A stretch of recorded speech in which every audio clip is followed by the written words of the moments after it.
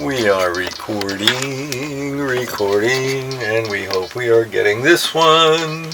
Hey, this is Grandpa Joe, and I'm going to read you Proverbs 19, because today's the 19th. And what's really cool about Proverbs is that it has wisdom in it that can be immediately applied to the situations of life.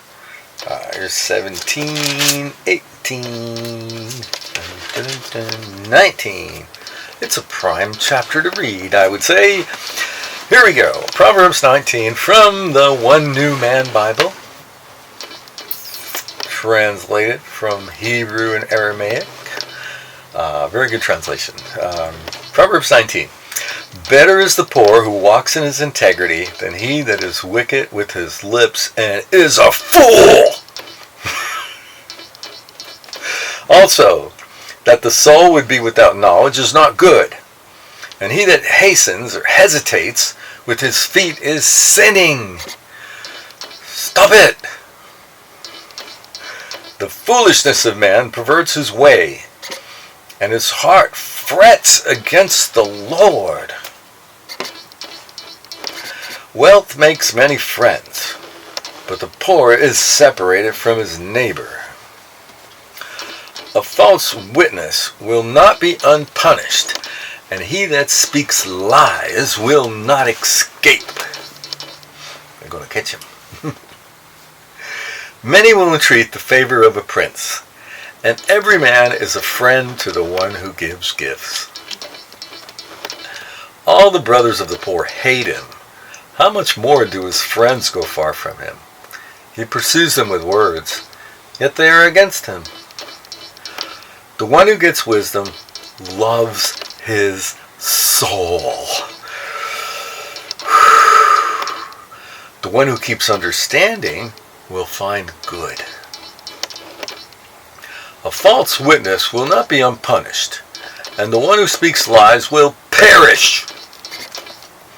Delight is not seemly for a fool, much less for a servant to have rule over princes. The discernment of a man defers his anger, and it is his glory to pass over a transgression. Ooh. Now, transgression's got a footnote on it, and transgression is committed to anger God. Transgression is something that is done with the intention of making God angry. So if God said, "Thou shalt not do something," well, then the person that knows that and is aware of that God said not to do that, well, then they will deliberately do that in order to anger God. Now, sometimes we make mistakes, and we know in our heart right away if we do something wrong. We have a conscience, we have knowledge concerning what is right or wrong. We have intuition. We have the Holy Spirit, to help us in our definition of right or wrong. We have parents, grandparents, the cops. They all help us guide us along the way of what is right and wrong.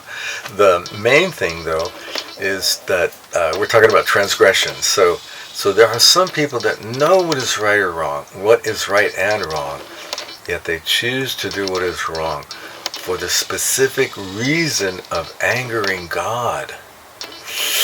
Whoa! When they could be doing things to experience His love, like saying hello, hello, like I'm sorry for angering you, and maybe we could talk a little more. If they could just realize that God is not angry, and they don't have to try to anger Him because He ain't going to get angry. He's not angry. He's not an angry God. Anyhow, that's called a rabbit trail. Back to Proverbs. Where was I? Are you in the same chapter yet? From the footnote. I gotta go like that. Okay, the footnote was on the 11th verse. Alright, the 12th verse. The king's wrath is like the roaring of a lion, but his favor is like dew upon the grass. A foolish son is the calamity of his father, and a woman's contention are like a continual dripping. Drip, drip, drip. When you gonna do this? When you gonna do that? Why didn't you do that? You did this. Been there, done that. House and riches are the inheritance of fathers, and a prudent wife is from the Lord. And the Lord is capitalized. Slothfulness causes a deep sleep, and an idle soul will suffer hunger. The one who keeps the commandment keeps his own soul. He that despises his ways will die. Now his ways is capitalized, so that's inferring that despising God's ways. You can't despise God's ways. God's ways is what makes the world go round. It make love what it is. So you have to embrace love and the way the world goes round. It goes round on love. And so you can't despise love. So that's why you have to embrace God's ways. And learning about wisdom is embracing God's ways. That's another rabbit trail. He that is compassionate and dealing with the poor and needy lends to the Lord, and he will reward him. Like, man, the Lord said, hey, will you loan me $20? No, I'll give you $20. Chasten your son while there is hope, and do not let your soul spare for his crying. A man of great wrath will suffer punishment, and if you deliver him, then you will do it again. Hear counsel and accept discipline, so you'll be wise in your latter end. Stay away from that angry person. There are many devices in a man's heart. Nevertheless, the counsel of the Lord will stand. The charm of a man is his kindness, and a poor man is better than a liar. Reverence of the Lord leads to life, and he that has it will abide satisfied. He will not be visited with evil.